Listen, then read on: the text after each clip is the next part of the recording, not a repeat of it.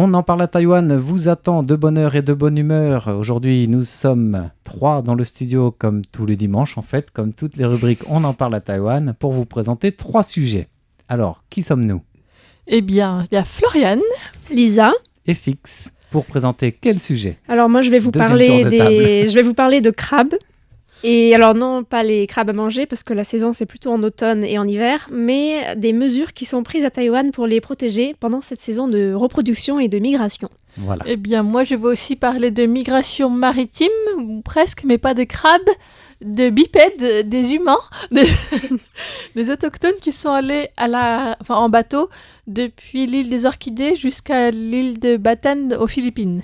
Voilà, alors pour terminer sur le thème des migrations, bien moi je vais parler d'un stupéfiant qui migre de catégorie, puisque le gouvernement veut renforcer la lutte contre les stupéfiants et surtout au volant. On va revenir en long, en large et en travers sur ça en fin d'émission justement avec l'étomidate qui va augmenter de catégorie. Ça veut dire qu'on peut encourir la peine de mort dans certains cas.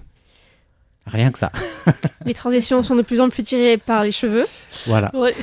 Alors, on commence par quelle migration ? Allez, on va commencer par les crabes. Commençons par les crabes. Alors, le parc national de Taijiang, à Tainan, a annoncé cette semaine que des mesures de contrôle routier allaient être mises en œuvre entre juillet et septembre pour protéger des espèces de crabes pour lesquelles il s'agit du pic de la saison de reproduction et de migration. Alors, il faut savoir que Taïwan abrite une riche diversité de crabes terrestres, avec plus de 25 espèces recensées, avec les plus célèbres qui se trouvent dans le parc national de Kunting, à Pingdong, sur l'île verte et sur Xiaoliuqiu. Alors l'espèce la plus emblématique et la plus rare de la région, c'est le crabe des cocotiers, un arthropode géant capable de casser des noix de coco, que l'on peut occasionnellement observer dans les forêts tropicales côtières de l'Est et du Sud de Taïwan. Moi, personnellement, j'ai jamais eu la chance d'en voir. Ça doit être impressionnant quand même. Ouais. Pour s'attaquer à une noix de coco, il faut... Ouais. C'est la taille d'un petit chien, honnêtement. Notre tête tient peut-être dans ses pinces, quoi. Ouais, je préfère ne pas y penser. Mais l'espèce qui nous intéresse ici, c'est le crabe des mangroves, aussi connu sous le nom de crabe châtaigne, qui est une espèce omnivore nocturne que l'on retrouve principalement près des embouchures des rivières et dans les forêts côtières, dans les zones de mangroves et dans les zones marécageuses. Alors, les mesures de contrôle seront en place de 18h30 à 21h30 entre le 1er et le 5 juillet, du 30 juillet au 3 août et du 29 août au 2 septembre sur une section de 2 km entre plusieurs rues près du poste des gardes-côtes de Qingcaolun. Et pendant ces périodes, il sera interdit aux véhicules d'entrer dans la zone, sauf pour affaires officielles, activités de prévention des catastrophes ou opérations de sauvetage. Le parc conseille aussi aux riverains et aux visiteurs d'éviter les zones proches de la zone de contrôle qui peuvent aussi accueillir des crabes migrateurs, puisque les crabes, ils ne regardent pas les délimitations de la zone, ils passent un peu partout où ils peuvent. Alors notons que seront aussi établies des zones contrôlées pour les piétons, là où le parc a identifié des zones clés pour la migration des crabes. Donc il sera possible pour les piétons de s'y rendre, mais il faudra suivre certaines mesures afin de minimiser les actes qui pourraient déranger les crabes pendant cette période clé de l'année. Ça fait un peu penser aux mesures de contrôle de la circulation sur l'autoroute pour laisser passer les papillons. Tout à fait. On sait aussi qu'il y aura des policiers d'une unité spéciale qui sera déployée dans la zone et que des volontaires seront aussi employés sur place pour mener des études de terrain et des patrouilles pendant la période de migration. Les autorités du parc ont expliqué que le village de Changzhou et les forêts côtières environnantes constituent l'habitat le plus important de Taïwan et la population la plus nombreuse de ces crabes dans le pays. Oui. Pendant la période de reproduction, en fait, des femelles crabes qui portent leurs œufs sous leur abdomen profitent de la pleine lune ou des pluies pour rejoindre la mer. Donc elles descendent des collines, elles descendent dans la mer où elles relâchent leur nouvelle génération dans l'eau. Et ce trajet représente un gros risque pour la population parce que de nombreux individus se font écraser par des voitures sur le chemin. Et le parc national Taijiang n'est pas le seul endroit à mettre en place des mesures de restriction routière. Il y a aussi la petite île de Xiaoliuqiu, par exemple, située au sud-ouest de l'île principale de Taïwan, qui dispose d'une population importante de crabes terrestres. Alors plusieurs ONG s'engagent à intervenir sur place pendant cette période à risque.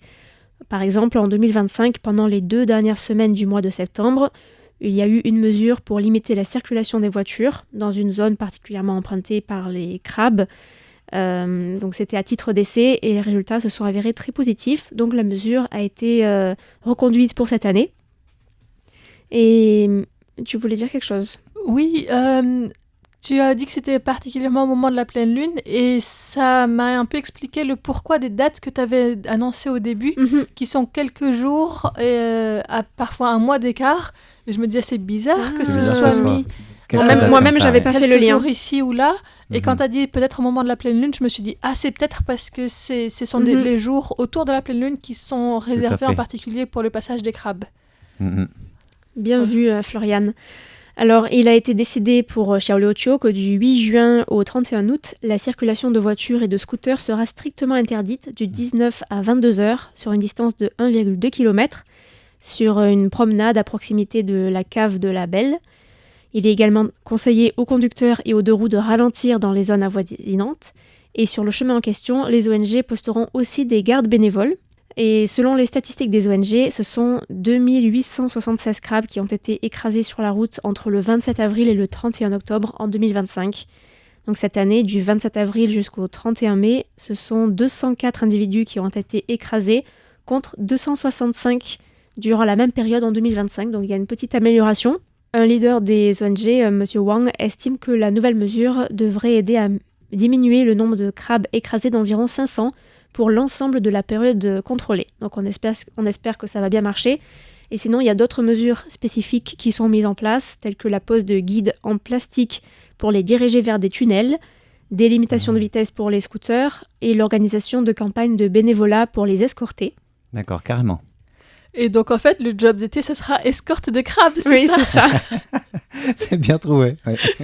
Après, parmi les mesures, en fait, celle de Xiaoluoqiu, ça doit être beaucoup plus simple à mettre en place parce que il n'y a pas tant de véhicules que ça, c'est plus petit aussi. C'est vrai, mais il y a beaucoup de scooters. C'est plus facile.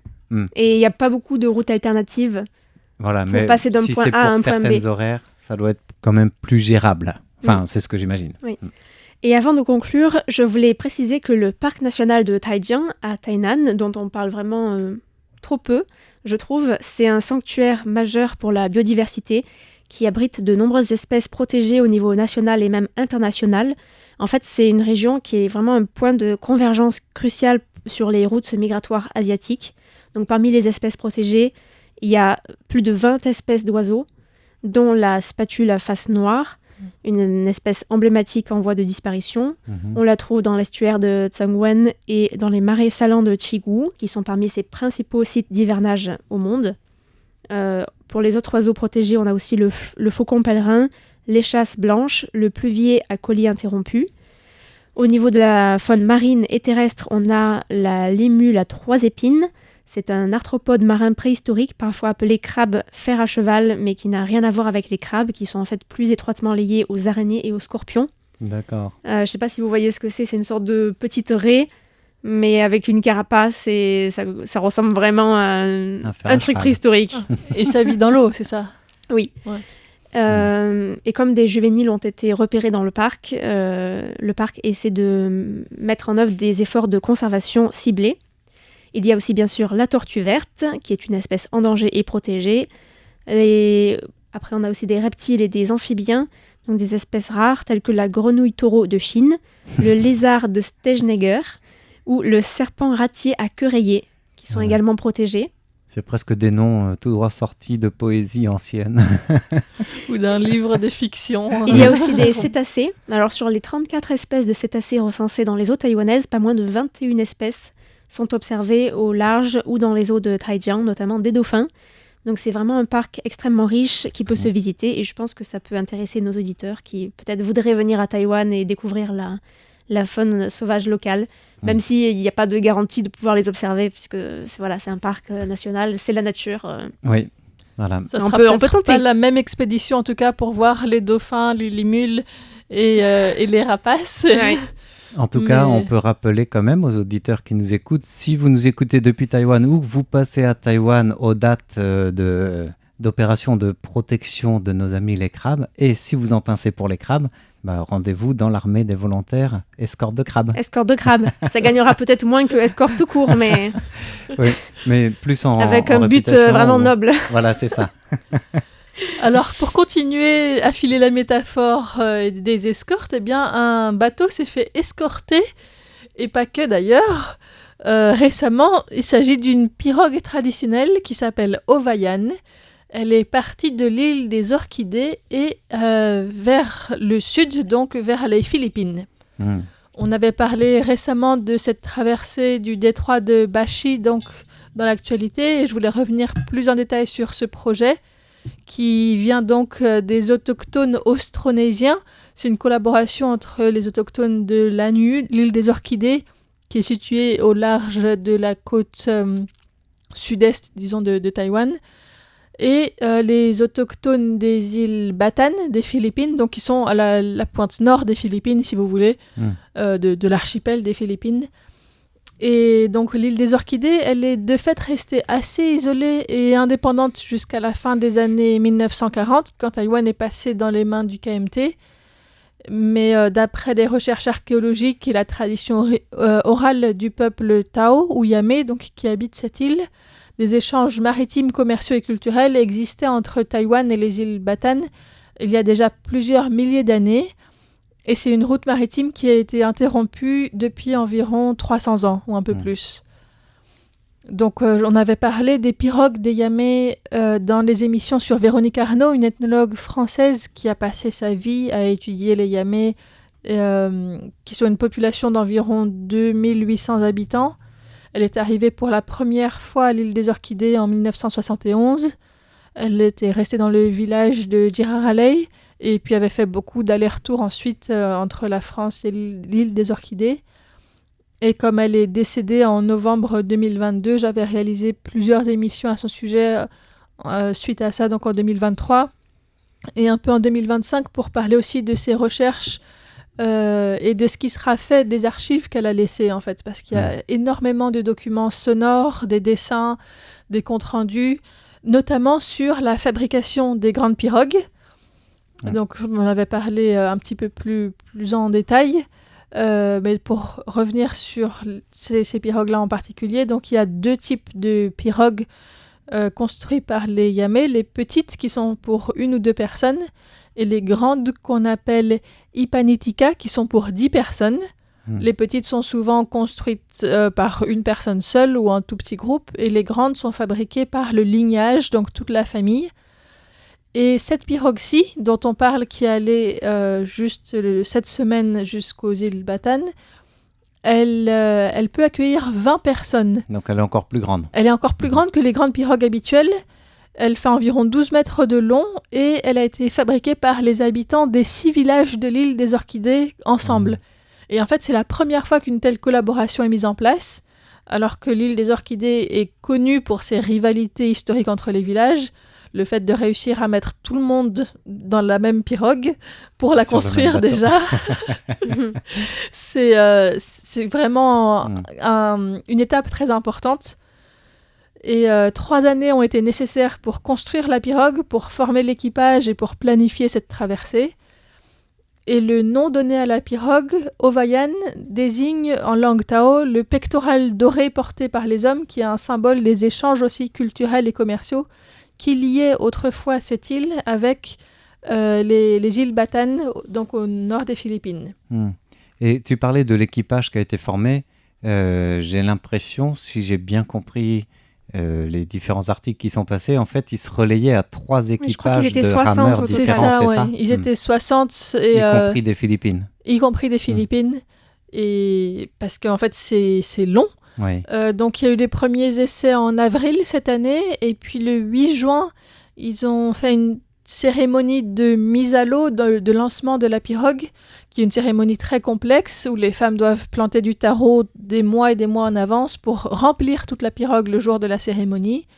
Il faut la porter, la jeter en l'air. Il y a aussi des chants rituels qui sont chantés pour protéger la pirogue et lui porter chance.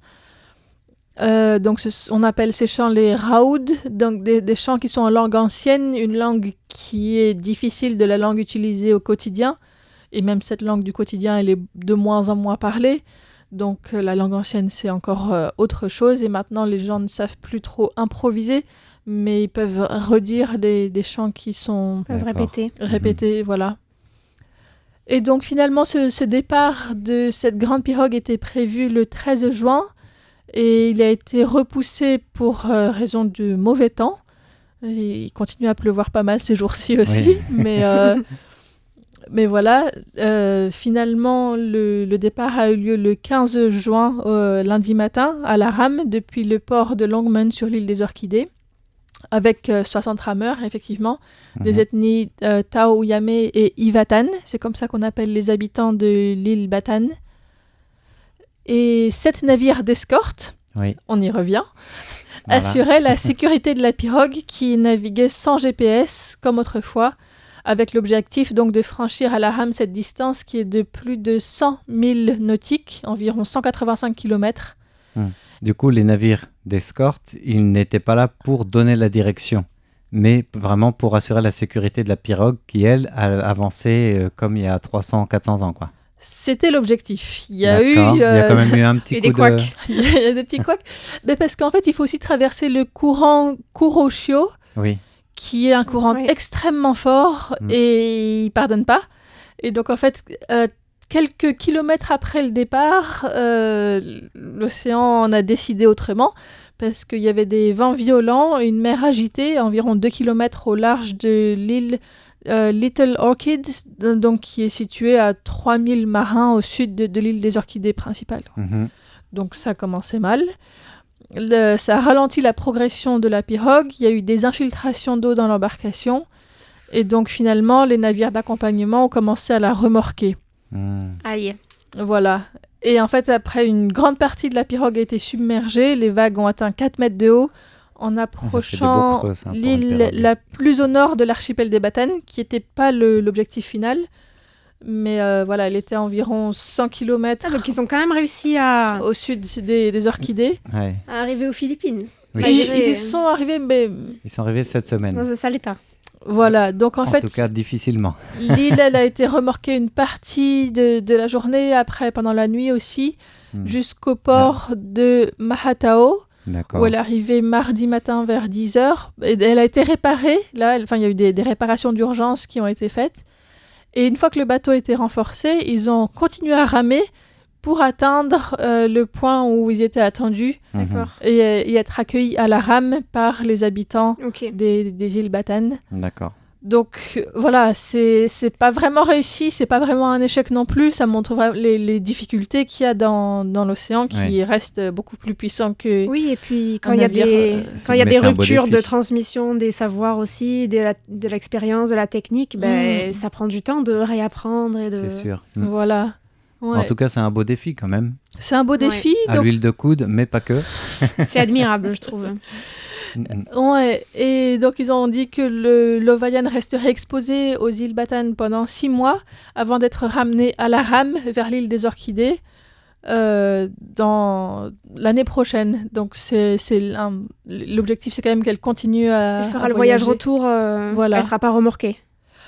L'objectif, c'est pas qu'elle soit remorquée, d'accord. C'est pas qu'elle soit remorquée et qu'il y ait plus d'habitants des îles Batan qui participent cette fois-ci. J'ai l'impression que c'était quand même une majorité Tao pour l'aller.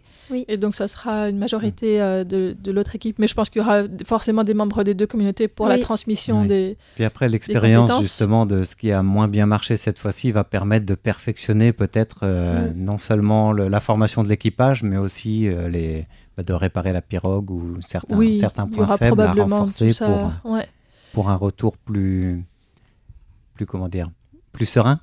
Plus serein. Ça dépend aussi après beaucoup des conditions le jour même, parce que selon la hauteur des vagues, le vent, tout ça, les courants, c'est difficile à dire. Oui. Mais c'est vrai qu'il y a eu une transmission, comme tu disais, Lisa, parce qu'en fait, il y avait des liens très étroits entre les deux communautés à travers du commerce, des mariages, des migrations, et ces liens ont été distendus parce qu'il y a eu une dispute commerciale sanglante il y a environ 300 ans, d'après les traditions orales, qui serait peut-être liée à du troc d'or ou bien de bétail qui aurait mal tourné, ou peut-être des combats entre guerriers. Et donc, les anciens ont interdit constitutionnellement de traverser le détroit. Ah, carrément.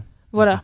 Donc c'était un grand tabou et c'est pour ça que pendant 300 ans, il n'y a plus ces traversées, ces échanges entre autochtones.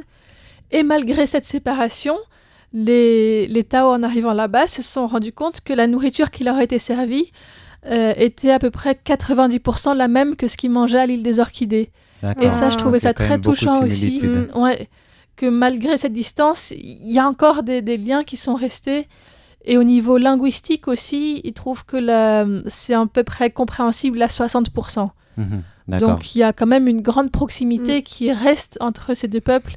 Et voilà, il y aura probablement une suite à ces échanges en pirogue ou autres culturels, maritimes, qui vont continuer à se développer très probablement.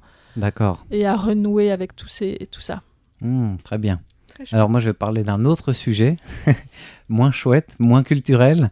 C'est le ministère de la Justice qui a fait un peu la une de l'actualité cette semaine. C'était mercredi où il a annoncé mettre en place un projet pour reclasser l'éthomidate en catégorie 1 de stupéfiants. Alors l'éthomidate, vous savez dans quoi on l'utilise principalement ou pas ? Alors c'est pour anesthésier. C'est ça. Donc c'est un produit pharmaceutique qu'on trouve dans les anesthésies parce que c'est un produit qui vient comme hypnotiser rapidement le corps, mais en permettant au cœur de continuer de battre normalement. Donc dans les produits anesthésiants, on les utilise avant une chirurgie. Pas que ça, c'est un cocktail mélange de produits, dont celui-là. Mais si on veut le mettre en stupéfiant de catégorie 1 du côté du ministère de la Justice, c'est parce qu'on le retrouve aussi beaucoup de manière illégale dans des cigarettes électroniques, les cigarettes qu'on appelle les zombies. Parce que c'est un peu comme une drogue en fait qu'on glisse dans les e-cigarettes qui fait qu'on peut planer facilement, rapidement. Drogue, oui. Oui. On est hypnotisé. Et le problème, c'est qu'à Taïwan, il y a eu une recrudescence d'accidents de la route ou des gens qui, après avoir pris une ou deux lattes, je pense qu'on peut dire comme ça, quand on tire une latte sur une cigarette, je pense que même si elle est électronique, on dit comme ça, moi j'en sais rien, je ne suis pas fumeur, eh bien prenaient le volant et n'étaient plus maîtres de leurs moyens. Donc il y a eu pas mal d'accidents routiers créant des morts et des blessés aussi. Et du coup, en classant l'éthomidate dans stupéfiant de catégorie 1, ça veut dire que on peut, au niveau pénal, encourir la peine de mort dans certains cas. Et c'est ça qui fait beaucoup jaser, en tout cas discuter et qui est commenté dans cette mesure du ministère de la Justice. C'est vrai que les drogues sont, depuis longtemps déjà à Taïwan, on peut être puni avec la peine de mort pour ça, et en même temps, ça fait très longtemps qu'elle n'a plus été appliquée dans ces cas-là. Mais ça reste possible légalement, en fait. Ça reste possible légalement. Au niveau de tout l'arsenal légal et des sanctions, on voit que Taïwan a quand même une tolérance zéro par rapport à d'autres pays sur toutes les drogues en général. Certains pays veulent un peu légiférer pour tolérer le cannabis, par exemple, ou d'autres drogues. Taïwan, on est encore loin de cette mouvance. On est plutôt dans la tolérance zéro. Il y a quelques personnes qui en discutent, mais ça reste très, très minoritaire. Au niveau des politiques mises en place, c'est pas du tout ça. Énormément de gens font de la prison pour avoir fumé du cannabis, par exemple. Ou pour avoir un plan chez soi, même si c'est pas à la revente, par exemple. Et y compris les étrangers qui sont un peu ciblés pour ça aussi à Taïwan. Voilà. Et puis qui sont très vite expulsés aussi après. C'est clair. Il y en a beaucoup Persona non grata après. Ouais. Et là, le ministère de la Justice a précisé que la peine de mort sera prévue. Ça ne veut pas dire qu'elle sera encore une fois, comme tu le disais, appliquée, mais elle pourrait être applicable dans les cas graves. C'est-à-dire, les cas graves, ça concerne la fabrication, transport ou trafic de cette drogue à d'autres fins que les produits anesthésiants pharmaceutiques cliniques qui là sont à des fins chirurgicales et donc nécessaires. Voilà, donc c'est vraiment les deux cas. Je ne sais pas comment ils vont réussir à bien cibler ces deux cas, mais si ça devient un stupéfiant de catégorie 1, c'est sûr que ça va être compliqué. Et une fois la mesure en vigueur, toute personne reconnue coupable, on le disait, de ces cas graves, en cours de lourde peine de prison pouvant aller jusqu'à la peine capitale. Mais le ministère a aussi précisé que déjà c'était un projet, donc ce n'était pas encore validé. Il faut que ce soit validé par le gouvernement. Il faut aussi que... ce projet, il précise qu'il a été évalué par un comité d'évaluation du ministère de la Justice qui s'est appuyé sur le potentiel fortement addictif de cette substance. Et c'est ça qui a fait le déclic en disant, elle est de plus en plus répandue. C'est une drogue qui est illicite à la base de toute façon à Taïwan, mais son potentiel est tellement addictif et dangereux qu'ils veulent taper là où ça fait mal, quoi. Et aussi sur le potentiel impact social. Tout à fait. C'est vrai que c'est intéressant à soulever, je ne l'avais pas dit. Et l'impact social, ça veut dire que... Je pense que c'est lié aux accidents, en fait. Exactement. Ça veut dire que quelqu'un qui consomme tout seul, qui se sent bien chez lui, hypnotisé, quelque temps, c'est bien. Enfin, c'est bien, je ne sais pas. Ça le concerne lui. Il ne met pas en danger autrui. Mais le problème, c'est qu'une fois que tu deviens zombie, c'est le surnom de cette drogue, tu ne sais même pas si tu es encore ou pas sous l'influence de cette drogue. Et apparemment, à petite dose, ça peut durer quelques minutes. Et dans ce cas-là, on se dit, la personne elle fait mal à personne. Est-ce qu'on encourt une peine capitale pour ça? Mais le problème, c'est qu'apparemment, tu perds tes moyens au point de ne même plus savoir si tu es sous l'emprise ou non de cette drogue. Et à des quantités un petit peu plus grandes, l'effet dure plus longtemps. Autre problème, c'est que l'étomidate, en tant que produit pharmaceutique, normalement, c'est exclusivement par intraveineuse, donc donné par l'anesthésiste. Et là, la dose, elle est vraiment prescrite, vraiment contrôlée. Que si c'est inhalé par cigarette électronique, l'effet est plus long et la dose inhalée n'est pas du tout la même qu'en intraveineuse. Donc, ça fait aussi ce double problème. Voilà. Okay. Alors ça, c'est aussi un problème récurrent à Taïwan. La société, en général, elle est largement contre, de toute façon, l'usage de la drogue. Les accidents ayant causé des blessés et des morts. Des drogues aussi. Et les accidents ayant causé des blessés et des morts pèsent encore plus de poids du côté des opposés à cette drogue. Donc le ministère a proposé ce projet qui doit être validé, on le disait, par le gouvernement, mais il a bon espoir que ça passe rapidement et j'allais lui donner raison, non pas d'avoir bon espoir que ça passe, mais de dire oui, ça va passer, parce que la semaine dernière, le gouvernement, au Conseil des ministres, avait déjà annoncé un durcissement des sanctions pour la conduite sous emprise de stupéfiants. Donc ça, c'est même le Premier ministre, Cho Jong-tai, qui l'avait annoncé lui-même, en précisant que sous l'influence de stupéfiants, peu importe la catégorie, un conducteur sera passible de 3 à 5 ans de prison, avec une amende pouvant aller jusqu'à l'équivalent de plus de 13 000 €, donc 500 000 $ taïwanais. Et en cas d'accident ou de faute grave, c'est doublé. On va jusqu'à 7 ans de prison, 10 ans de prison si ça crée un décès, et l'amende monte à 2 millions de $ taïwanais, 55 000 €. C'est déjà des peines qui sont très lourdes, et tout à fait. Je pense que pour une drogue comme ça, rajouter la peine de mort, c'est peut-être pas nécessaire non plus. Enfin, il y a aussi des débats autour de la peine de mort, et c'est peut-être quelque chose qui est aussi presque politique. Bien sûr. C'est sûr. De rajouter une peine qui puisse être punie par la... C'est totalement politique. Voilà. Il y a eu récemment aussi le président de la Chambre européenne de commerce, Lutz Güllner, qui était à Taïwan justement, à rencontrer des gens de la Commission des droits humains pour parler de la peine de mort à Taïwan et de voir comment mettre en place quelque chose pour en sortir progressivement. Oui. Et là, ça va dans l'autre sens, directement. Ça va dans l'autre sens, oui et non. C'est ce que certains sur les réseaux sociaux commencent à critiquer en disant c'est aussi pour se donner bonne conscience, en disant on va mettre la peine de mort tout en sachant que de toute façon, on ne va pas l'appliquer et que l'interprétation constitutionnelle veut aller dans un sens de ne plus l'appliquer. Donc c'est aussi plus se donner bonne conscience, sachant que ce ne sera pas réalisable. En tout cas, c'est le débat qu'on retrouve sur le réseau social à Taïwan aujourd'hui. Si le débat ne fait que commencer, notre émission, en revanche, elle se conclut pour aujourd'hui. Oui, merci à tous pour votre écoute et à bientôt.